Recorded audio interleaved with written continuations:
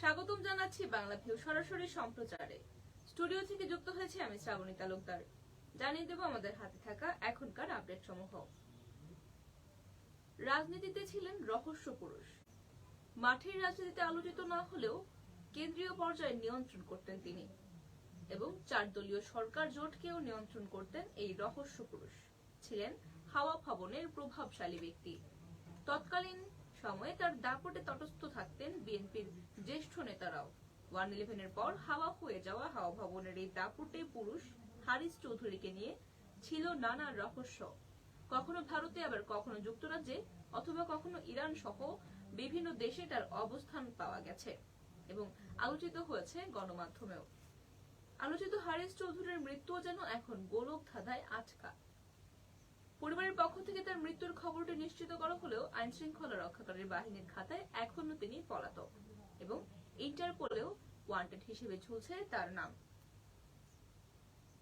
পরিবারের দাবিকৃত কবর থেকে লাশ উত্তোলন করে ডিএনএ টেস্ট না করায় আইনিভাবে তার মৃত্যুর বিষয়টি এখনো নিশ্চিত হওয়া যায়নি। 4 দলীয় জোট সরকারের আমলে দুর্দণ্ড প্রতাপশালী ছিলেন হারিস চৌধুরী। 1/11 পর থেকে আত্মগোপনে যান তিনি। তার ঠিক আগেই তিনি তার গ্রামের বাড়িতে সিলেটের কানাইঘাট উপজেলার দর্পনগরে অবস্থান করছিলেন। সর্বশেষ সেখানেই তাকে দেখা গিয়েছিল। এরপর থেকেই তাকে নিয়ে বাড়তে থাকে রহস্যের ডালপালা।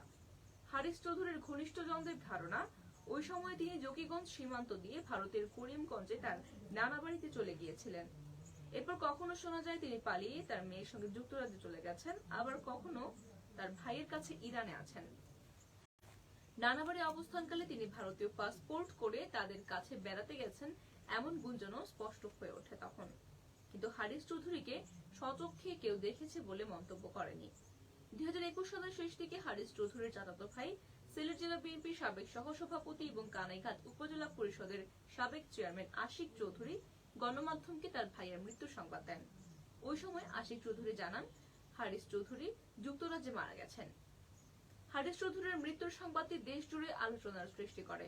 কিন্তু এরপর হারিস চৌধুরীর মেয়ে ব্যারিস্টার সামিরা তানজিন চৌধুরী চাচা আশিক চৌধুরীর দেওয়া তথ্য অসত্য বলে দাবি করেন এবং গণমাধ্যমকে জানান তার বাবা দেশেই ছিলেন এবং ঢাকার পান্থপথের একটি বাসায় পরিচয় গোপন করে থাকতেন এবং মৃত্যুর আগ পর্যন্ত মৃত্যুর আগে তিনি ঢাকার 2টি হাসপাতালে চিকিৎসা নিয়েছেন একটি ছদ্মনামে। তবে ওই সময় তাকে কিছু টাকা দান হিসেবে দিয়ে ঢাকার একটি মাদ্রাসায় তাকে দাফন করা হয় এবং যে কবরস্থানে তাকে দাফন করা হয় সেই ওখানকার কর্তৃপক্ষ জানতেন না যে এটি হারিস চৌধুরীর লাশ।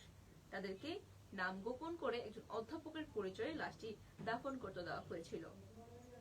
মৃত্যুর পর আশিক চৌধুরীর বিষয়টি গোপন রাখতে এবং বাড়িতে লাশ আনতে বাধা দেন তার ভাই আশিক চৌধুরী, এমনও খবর পাওয়া গিয়েছে। এবং হারিস চৌধুরী পান্থপথের যে বাসায় থাকতেন সেখানে তিনি মাহমুদুর রহমান নামে পরিচিত ছিলেন। তবে মাহমুদুর রহমান এবং হারিস চৌধুরী কি একই ব্যক্তি তা এখনো স্পষ্ট হয়ে ওঠেনি কারো কাছেই, যে কারণে পুলিশের খাতায়ও তিনি এখনো পলাতক আসামি হিসেবে চিহ্নিত এবং ইন্টারপোলের রেড নোটিশেও তার নাম ঝুলছে মোস্ট ওয়ান্টেড হিসেবে। এদিকে ছাতকে অজ্ঞাত পরিচয়ের এক ব্যক্তির মরদেহ উদ্ধার করেছে পুলিশ।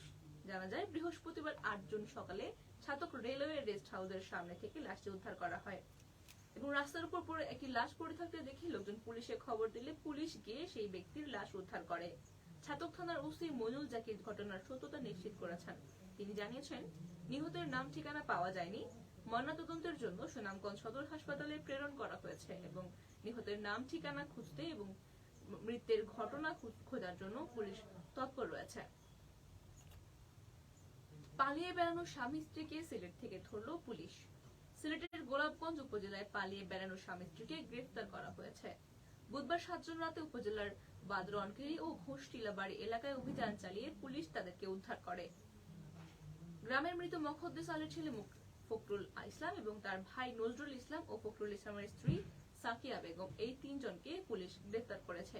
পুলিশ জানায় বুধবার রাতে গোপন সংবাদের ভিত্তিতে গোলাপগঞ্জ মডেল থানার উপপরিদর্শক সৈয়দ জাহির আলী, পার্থ সারথী দাস, উপপরিদর্শক প্রণয় নাল, মহিউদ্দিন সহ একদল পুলিশ রনকেলি এবং ঘোষটিলাগাঁও গ্রামে অভিযান চালিয়ে আসামিদেরকে গ্রেফতার করেছে। বিষয়টি নিশ্চিত করেছেন রফিকুল ইসলাম শ্রাবণ এবং তিনি বলেছেন স্বামী স্ত্রী সহ ওই 4 জন আসামি পলাতক ছিলেন। তাদেরকে গ্রেফতারে গ্রেফতার করা হয়েছে অভিযান চালিয়ে একটি বিশেষ গোপন সংবাদের ভিত্তিতে এবং গ্রেফতারের পর তাদেরকে আদালতে প্রেরণ করা হয়েছে। সুপ্রিয় দর্শক শ্রোতা, এতক্ষণ জানিয়ে দিচ্ছিলাম আমাদের হাতে থাকা সর্বশেষ আপডেট। এতক্ষণ সাথে থাকার জন্য সকলকে ধন্যবাদ। সর্বশেষ আপডেট সবার আগে পেতে যুক্ত থাকুন বাংলাভিউর সাথে।